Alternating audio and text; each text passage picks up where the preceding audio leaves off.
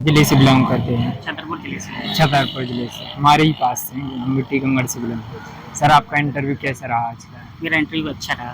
First attempt था या कौन सा अटेम्प्ट? हाँ, इंटरव्यू मेरा पहला ही था। पहला ही था। इसके पहले भी और अटेम्प्ट मतलब मेंस दे चुके हो आप? हाँ, मैं इसे लिख चुका हूँ मैं। तीसरा था मेरा ये। अच्छा, तो कैसा क्या रहा ओवरऑल आज आपका? हाँ, इंटरव्यू अच्छा रहा मेरा। शर्मा सर का बोर्ड था।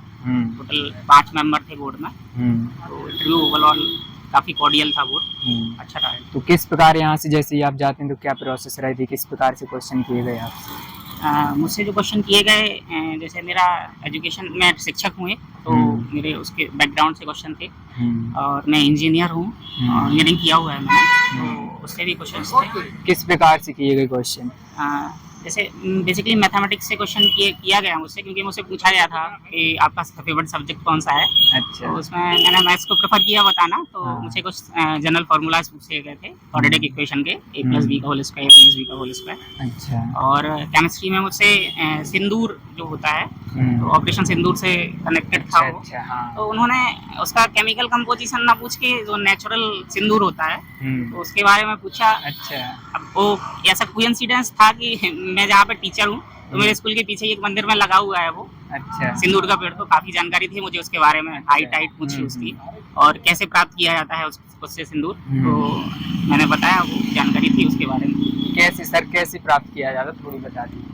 हाँ, जो वृक्ष होता है उसमें की फलियां होती हैं, और फलियों के अंदर जब फलियां सूख के नीचे गिर जाती हैं तो वो स्वतः खुल जाती हैं और उनके बीज बाहर आ जाते हैं। उन बीज से फिर सिंदूर को एक्सप्लोर किया जाता है। अच्छा। हाँ। फिर सर इसकी बात किस प्रकार क्वेश्चन दिए? जल गंगा संवर्धन अभियान जो चल रहा है, क्योंकि छतरपुर जिले में जल की समस्या है। अच्छा। तो जल गंगा संवर्धन अभियान से भी मुझसे क्वेश्चन किए गए, कहाँ शुरू हुआ, क्या है योजना, उसका उद्देश्य क्या है, और मध्य प्रदेश में जो है रोजगार के लिए कौन कौन सी योजनाएं चल रही हैं, तो ये क्वेश्चन भी किए गए। और सीएम राइज स्कीम से भी, क्योंकि मैं शिक्षक हूँ, तो सीएम राइज विद्यालय योजना जो है मध्य प्रदेश शासन की, उसके विषय में भी क्वेश्चन पूछे गए।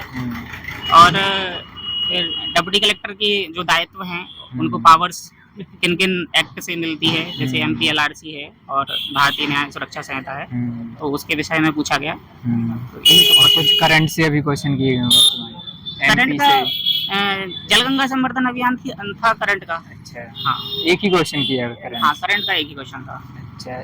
इसके बाद जो आपने मतलब अभी मेंस दिए हैं और इस बार आपका मेंस क्वालिफाई, तो आपको क्या लगता है कि मतलब क्या वो कमियां थी जो इस बार पूरी हुई हैं?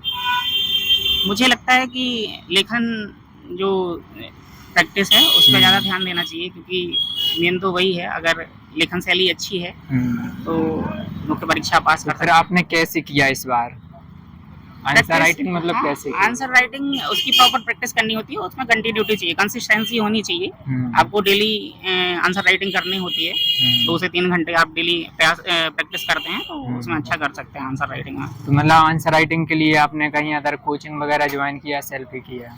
हाँ, क्योंकि मैं जॉब में हूँ तो कोचिंग ज्वाइन करना तो पॉसिबल नहीं था मेरे लिए। तो मैंने सेल्फ से ही किया है। अच्छा। सेल्फ से किस प्रकार, ऑनलाइन मतलब किसी कोचिंग संस्था से? हाँ, मैं बेसिकली जो क्वेश्चन पेपर होते हैं तो सेल्फ स्टडी करता था मैं, तो वो क्वेश्चंस को सॉल्व करता था जो मुझे डिफरेंट इंस्टीट्यूट्स के क्वेश्चन मिलते थे, तो उनको मैं सॉल्व करता था।